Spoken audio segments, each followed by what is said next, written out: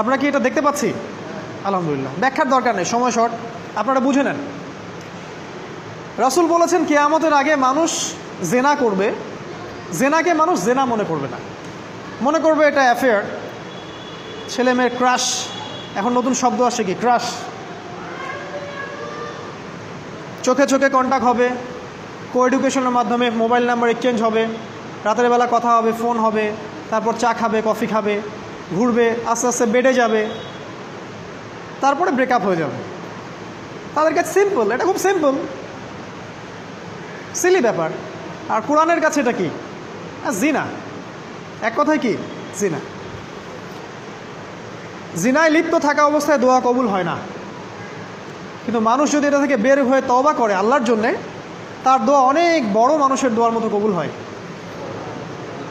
ওই 3 বন্ধুর একটা হাদিস আছে না, গুহার মধ্যে চাচাতো বোনকে একা পেয়েও সে ফিরে আসছিল আল্লাহর ভয়ে, আল্লাহ পাক তাকে ওই গুহা থেকে বাঁচায় দিচ্ছেন না?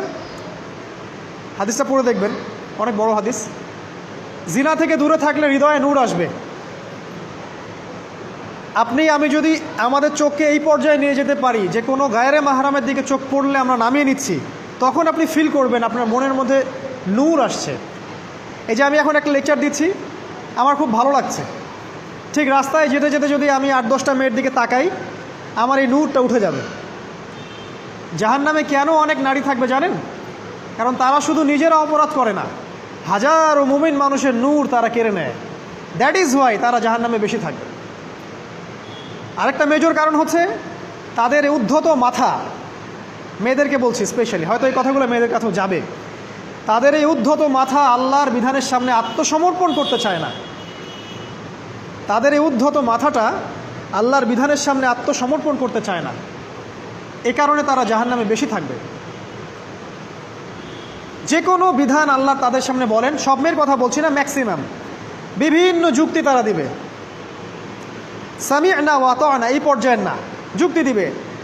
পর্দা করলে কি এখন কেমন করে চাকরি করব, পর্দা করলে কেমন করে পড়াশোনা করা যায়, এখন তো যাইতেই হচ্ছে, কিছু তো করার নাই, বিভিন্ন যুক্তি, হাজারটা যুক্তি তারা দিবে। কে জানি তাদের ব্রেইনটাকে পুরো ওয়াশড করে ফেলছে। আমি আপনাদেরকে বলছি কে করেছে? এটা করেছে স্বয়ং দাজ্জাল। স্বয়ং দাজ্জাল। কারণ হাদিস একটা আছে, রাসূল সাল্লাল্লাহু আলাইহি ওয়াসাল্লাম বলেছেন দাজ্জালের শেষ অনুসারী হবে এক শ্রেণীর নারী। মাশাআল্লাহ, দাজ্জালের শেষ অনুসারী হবে এক শ্রেণীর নারী। তাদেরকে ঘরে ইসলামিক অনুশাসনে রাখার জন্যে বাবা, ভাই, স্বামী শিকল দিয়ে বেঁধে রাখবে, তারপরেও তারা শিকল ছেড়ে বের হয়ে যাবে, আটকাতে পারবেন না, because of their mind is brain washed. এ কারণে দেখা যায় তাদেরকে যখন কোনো বিধানের কথা আপনি বলবেন, তাদের এই উদ্ধত মাথাটা আল্লাহর বিধানের সামনে অবনত হতে চায় না, বিভিন্ন যুক্তিতর্ক তারা দেয়। এ কারণেই তাদের সংখ্যাটা জাহান্নামে বেশি হবে। আরও কারণ আছে, রাসূল বলেছেন সারা জীবন তাদের জন্য করবেন। স্পেশালি তাদের উদ্দেশ্য করে বলছি যাদের অ্যাফেয়ার আছে। যতই করেন, যত কিছুই করেন না কেন, আপনি যদি তাকে ভোগবিলাস এবং পার্থিব সুখ শান্তি দিতে না পারেন, সে আপনাকে চিনবে না এক সময়। আপনি যদি আমাদের কথা বিশ্বাস না করেন, লিখে রাখতে পারেন। আর এমনিতে লিগ্যাল বৈবাহিক সম্পর্কেও সারা জীবন অনেক কিছু করবেন, হঠাৎ একদিন কোনো একটা কারণে ঝগড়া লেগে গেছে, তখন দেখবেন সে বলে বসবে সারা জীবন তোমার কাছে কিছুই পেলাম। আমি নারীদেরকে ছোট করছি না, তাদের কিছু কিছু পয়েন্ট বলছি, এইসব কারণে তারা জাহান্নামে থাকবে। আমি একটু এই কথাটা না বললে জাস্টিস হবে না। রাসূল সাল্লাল্লাহু আলাইহি ওয়াসাল্লাম মেরাজে গিয়েছিলেন, আপনারা জানেন। তিনি মেরাজের রাতে অনেক অলৌকিক জিনিস দেখেছেন, নবীদের সাথে সাক্ষাৎ করেছেন, ইভেন আল্লাহর সাথে কথা বলেছেন, আল্লাহর নূর দেখেছেন। এই সময় সবাই তাকে হাসি মুখে সম্বর্ধনা জানিয়েছিল। যার সাথেই দেখা হয়েছে তার সাথেই তিনি হাসি মুখে অভ্যর্থনা তাকে জানিয়েছে, আসসালামু আলাইকা আইয়ুহান নবী, সবাই বলেছে হাসি মুখে। একজন মালাক, একজন ফেরেশতা তাকে দেখে হাসেননি, একজন। আপনারা কি জানেন? রাসূল সাল্লাল্লাহু আলাইহি ওয়াসাল্লাম অবাক হয়েছিলেন। তিনি বলেছিলেন যে ইয়া জিবরিল, ওর চেহারাটা এত গম্ভীর কেন, সে আমাকে দেখে হাসছে না কেন, তার মুখে হাসি নাই কেন? জিবরিল আমিন বলেছেন যে তার নাম হচ্ছে মালাক, তার নাম মালিক, তার নাম মালিক। সূরা যুখরুফের মধ্যে আছে। তার নাম মালিক। যেদিন থেকে আল্লাহ জাহান্নাম সৃষ্টি করেছেন সেদিন থেকে তাকে জাহান্নামের দায়িত্ব দিয়েছেন, অর্থাৎ জাহান্নামের হেড অফ ডিপার্টমেন্ট, ইনচার্জ। সেদিন থেকে তার মুখের হাসি উঠে গেছে। আমরা দোয়া করি আমরা যেন তার সাক্ষাৎ না পাই। তার কাছে পারমিশন নিয়ে রাসূল সাল্লাল্লাহু আলাইহি ওয়াসাল্লাম জাহান্নামের দিকে তাকিয়েছিলেন, ভিতরে দেখেছেন কি আছে। তিনি পরে যা ব্যাখ্যা করেছেন তা হলো, আমি দেখলাম সেখানে খালি মেয়ে আর মেয়ে, সেখানে খালি নারী আর নারী। এই হাদিসটা আপনার মাকে বলবেন, আপনার বোনকে বলবেন, আপনার মেয়েকে বলবেন, আপনার স্ত্রীকে বলবেন। এই হাদিসটা যদি কারো হৃদয়ের মধ্যে গেঁথে যেতে পারে, তার দ্বারা অন্যায় করা সম্ভব না। কিভাবে একটা মেয়ে সব কিছু উন্মুক্ত করে ঘুরতে পারে যখন অলরেডি তার আত্মা জাহান্নামে জ্বলছে, অলরেডি, কারণ ভবিষ্যৎ তো আল্লাহ জানেন। যেমন ওমর রাদিয়াল্লাহু আনহু এর ঘর জান্নাতে আছে, রাসূল সেটা দেখে আসেন নাই? এসে ওমর ইবনুল খাত্তাবকে বলেছেন না যে আমি দেখে আসছি তোমার ঘর, আমি ঢুকিনি তোমার ঘরে তোমার আত্মসম্মানের কারণে। তার মানে তিনি পৃথিবীতে বিচরণ করছেন, ঘর তো জান্নাতে অলরেডি তৈরি হয়ে আছে। মেয়েরা দিব্যি ঘুরছে এভাবে, এবং তারা মোটেও সচেতন না তাদের ঘর হয়তো বা জাহান্নামে রেডি। আর আমাদের এই so called modern western civilisation এদেরকে ব্রেইন ওয়াশড করে দিয়েছে। তারা বাজার করছে, তারা নগ্ন হয়ে ঘুরছে, কাপড় পরেও তারা নগ্ন থাকছে, তারা মডেলিং করছে, গান গাচ্ছে, নৃত্য প্রদর্শন করছে, মিডিয়া আসে, তার দেহ লক্ষ লক্ষ কোটি কোটি মানুষ দেখছে। হাজারো মানুষের নূর চলে যাচ্ছে, অন্যের নূর নষ্ট করে জান্নাতে যাওয়া যাবে না। রাসূল সাল্লাল্লাহু আলাইহি ওয়াসাল্লাম যে আলামতগুলো বলেছেন তার মধ্যে অন্যতম একটা আলামত হচ্ছে শেষ জামানায় মেয়েদের সংখ্যা বাড়বে, ছেলেদের সংখ্যা কমে যাবে। ইভেন একটা ছেলে 40টা মেয়ের দায়িত্ব নিবে। এটা আবার ভাববেন না 40টা ওয়াইফ, মা, খালা, নানি, ফুফু সব মিলায় 40। আর সামনে যে মহাযুদ্ধটা হতে যাচ্ছে এরপরে এরকমই একটা অবস্থা হবে যে ছেলেদের সংখ্যা পৃথিবীতে থাকবে না, খুব কম, এবং বেশি বেশি মেয়ে একটা ছেলের কাঁধে চলে আসবে। এখন অবশ্য আমাদেরকে ওই যে পশ্চিমারা শিখিয়েছে একটা ছেলে একটা মেয়েকে বিয়ে করবে। জেনা অনেকজনের সাথে করতে পারে, বাট বিয়ে একজনকেই করতে হবে। এখনও যদি কোনো হুজুর বা কোনো ব্যক্তি, হুজুর না, কোনো আলেম, কোনো স্কলার বা যে কোনো ব্যক্তি দুটা বিয়ে করে, মানুষ মনে করে something is wrong, something is wrong with him. এই লোকের কোনো সমস্যা আছে মনে হয়, এর মানে চরিত্র ভালো না, এর মনে একটা দিয়ে আকাঙ্ক্ষা পূরণ হয় না, something is wrong with him, তাই না? এই চেতনাটা দজ্জাল শিখিয়েছে এদেরকে। একটা ছেলেকে তৈরি করা হয়েছে সে যেন অনেকগুলা মেয়েকে বিয়ে করার ক্ষমতা রাখে, এভাবেই তাকে তৈরি করা হয়েছে। নাহলে আল্লাহ কখনোই 4, 3, 2 বলতেন না। হ্যাঁ, যদি আমি সমতা করতে না পারি তাহলে কি একটা কথা বলি, এই সাবজেক্টটা আপনাদেরকে হয়তো কেউ পড়ায় না। একটা বিয়ে করেও একটা ছেলে মিল্কেল ইয়ামিন রাখতে পারে। মিল্কেল ইয়ামিন মানে হচ্ছে দক্ষিণ হস্তের মালিক। মেয়েটাও জানবে আমি মিল্কেল ইয়ামিন, ছেলেও জানবে সে আমার মিল্কেল ইয়ামিন। এভাবেও একটা ছেলে একটা মেয়ে সিকিউরিটি, শেল্টার, ফুড সব কিছু পেতে পারে। এটা এখন উঠে গেছে,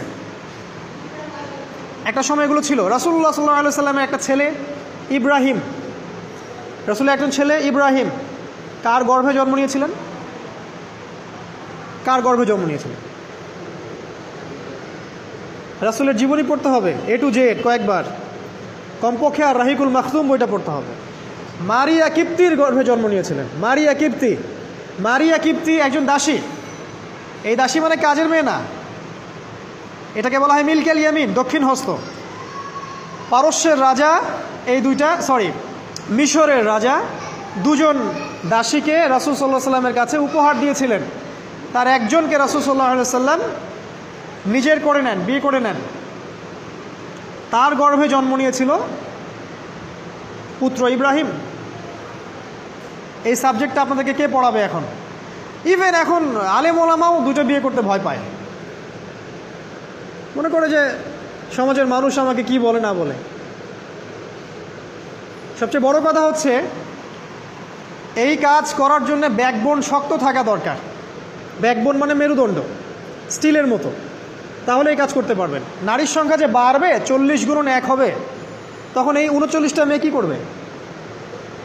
এখনও সমাজের মধ্যে নারী পুরুষের অনুপাত 1:4, মানে প্রতি একজন ছেলের জন্য 4টা করে নারী ঘুরছে সমাজে। এটা তো স্ট্যাটিস্টিক, আপনি ইন্টারনেটে গেলেও দেখতে পারবেন। এবং পশ্চিমা কান্ট্রিগুলোতে এগুলো আরও অনেক বেশি, ওদের অনুপাতটা আরও অনেক বেশি। তাহলে এই বাকি মেয়েরা আসলে করবেটা কি? সবাই যদি একটা করে বিয়ে করে, তাহলে বাকি মেয়েদের কি হবে? তারা কি পতিতালয়ের সম্পত্তি হবে? ওদের যৌন অধিকার নাই? ওরা শারীরিক, মানসিক, শেল্টার, ফুড, খাবার, পানীয় এগুলোর অধিকার রাখে না? এখানে নারীবাদীরা কি বলবে? সব নারীবাদী, এদেশের যত নারীবাদী আছে, সেকুলারিজম, এই নারীবাদীরা বেশিরভাগই দজ্জালের এজেন্ট। নিজ হাতে দজ্জাল ট্রেনিং দিয়ে এদেরকে তৈরি করেছে। আপনারা হয়তো ভাবছেন দজ্জাল তখন বের হয় নাই, ট্রেনিং দিল কিভাবে? আমরা কি ইবলিসকে দেখি? ইবলিস নাই, ওর অস্তিত্ব নাই। এখানে ফেরেশতারা ঘিরে রাখছেন, এটা দ্বীনি মজলিস, কেউ দেখতে পাচ্ছি? তাদের অস্তিত্বকে অস্বীকার করতে পারেন? দাজ্জালও এরকমই একটা এভিডেন্স, এরকম একটা সোল। সে অলরেডি রিলিজড, সে শুধু মানুষের রূপে আমাদের সামনে আসেনি, সামনেই আসবে। একজন ইহুদির যুবকের বেশ ধরে সে সামনে আসবে। কিয়ামতের এভিডেন্স হচ্ছে নারীর সংখ্যা বাড়বে, পুরুষের সংখ্যা কমে যাবে। আরেকটা এভিডেন্স হচ্ছে নারী পুরুষের পোশাক পরবে, পুরুষ নারীর পোশাক পরবে। পোশাক মানে কি? জিন্স আর গেঞ্জি? হ্যাঁ, এটাও একটা ব্যাখ্যা। ঢাকায় তো জিন্স আর গেঞ্জি চলছে, টি শার্ট। এখানে অন্য একটা ব্যাপার আছে, আমি সেটা আপনাদেরকে আজকে বলছি। সেটা হলো, এটা শুধু এই পোশাক বলতে শুধু গায়ের পোশাক বোঝানো হয়নি। আল্লাহ বলেনি নারীরা তোমাদের পোশাক, তোমরা নারীদের পোশাক। তার মানে কি? না, এটা নারী, এটা আমার ওয়াইফ। নো, কোরআনের আয়াত এবং হাদিসের আয়াতগুলো দুই রকম। মুহকামাত, যেগুলো স্পষ্ট, মুতাশাবিহাত, যেগুলো অস্পষ্ট, যেগুলোকে তাউইল, ব্যাখ্যা করতে হয়। আর তাউইল কারা করবে? যাদেরকে আল্লাহ জ্ঞান দিয়েছেন তারা করবে, সবাই করবে না। তাউইল করার পরেও তারা বলবে আল্লাহই ভালো জানেন। এজন্য আমি বলছি আল্লাহই ভালো জানেন, কিন্তু আমার ব্যাখ্যা হচ্ছে যে এখানে পোশাক বলতে বোঝানো হয়েছে যে মেয়েরা সামাজিক, অর্থনৈতিক, রাজনৈতিক সমস্ত ক্ষেত্রে ছেলেদের নেতৃত্বের আসন নিয়ে নিবে। You are agree with me? আমার সাথে এগ্রি করেন? পরিবার, সমাজ, রাষ্ট্র, সব জায়গায় they will play the functional role of male in society. তারা সমাজে পুরুষের ফাংশনাল রোলটা প্লে করবে, আর পুরুষ নারীর জায়গায় চলে আসবে। ওই যে পিছনে গিয়ে ইয়াস স্যার, সামিয়ানা ও আতোয়ানা, এই হবে অবস্থা। এগুলো কি আমরা দেখতে পাচ্ছি? ব্যাখ্যা করার দরকার নেই। তবে একটা হাদিস না বললে ইলমের জাস্টিস হবে না। সেটা হলো, আল্লাহ রাসূল সাল্লাল্লাহু আলাইহি ওয়াসাল্লাম বলেছেন, কোনো কওম ততক্ষণ পর্যন্ত সফল হতে পারে না যতক্ষণ পর্যন্ত তাদের নেতৃত্ব দিবে একজন নারী। হাদিস কি আছে এটা, নাকি বানায় বললাম? তাদেরকে বুখারী খুলে দেখতে বলেন। কোনো কওম, আর রাসূল যখন একটা কথা বলেছেন, তার মানে পৃথিবী উল্টে গেলেও কথাটা সত্য হবে, কিছুই করার নাই। এই কারণে পশ্চিমারা এখন খুব ভয় পাচ্ছে, কারণ রাসূল সাল্লাল্লাহু আলাইহি ওয়াসাল্লামের অনেক ভবিষ্যৎবাণী আছে কিয়ামত সম্পর্কে। ওরাও এখন খুব ভয় পাচ্ছে, ওভার কনসিয়াস, যে এগুলো তো হতেই পারে। এটাকে ঠেকানোর যত পদ্ধতি তারা অবলম্বন করছে, কিন্তু লাভ হবে না। প্রতিটা ইস্যু ওদের বিপর্যয় ডেকে আনবে। যে কোনো ইস্যু হোক, সেটা প্যালেস্টাইন বা কাশ্মীর হোক, সেটা আফগানিস্তান বা পাকিস্তান বা বাংলাদেশ বা বার্মা, কোনো ইস্যুই তাদের জন্য কল্যাণ বয়ে আনবে না। যদি কল্যাণ বয়ে আনে, শুধু মুসলিমদের জন্যই আনবে। কারণ প্রতিটা অন্ধকারের পিছনে একটা সোনালী সকাল আছে। এটা ওরা জানে না, কিন্তু কোরআন এবং হাদিস এটা আছে। অতএব কেউ ধৈর্যহারা হবেন না, ধৈর্যহারা হবেন না, এবং অধৈর্য হয়ে কোনো ইনিশিয়েটিভ নেবেন না। এমন কোনো ইনিশিয়েটিভ নেবেন না যার কারণে উম্মার ক্ষতি হয়। কারণ সামনে যে সময়টা আসছে, এটা আমাদের বিজয়ের সময়, ওদের বিজয়ের সময় নয়। All you have to do, আপনাকে শুধু এতটুকু করতে হবে, জাস্ট বি প্রিপেয়ার ইউরসেলফ। নিজের প্রস্তুতি নিজে নেওয়া শুরু করেন, কারো দিকে দেখার দরকার নেই। এবং অবশ্যই collectively, as a Umma, as a nation, কিয়ামতের আলামত হচ্ছে নারীর সংখ্যা বাড়বে, পুরুষের সংখ্যা কমবে। নারীরা পুরুষের পোশাক পরবে, পুরুষরা নারীর পোশাক পরবে। পোশাক মানে সোসাইটির ফাংশনাল রোল। মানুষ হালাল হারামের বিবেচনা করবে না, মানুষ জেনা করবে জেনাকে জেনা মনে করবে না, মানুষ মদ খাবে মানুষ মদকে মদ মনে করবে না। হারা গাছের